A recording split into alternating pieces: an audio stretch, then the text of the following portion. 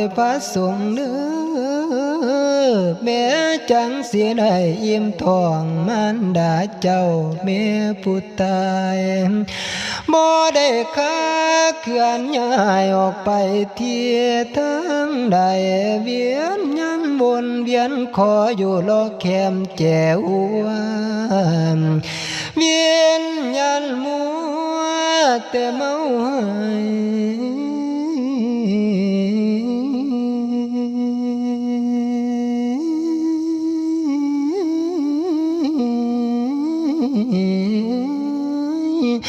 คอยมือไหล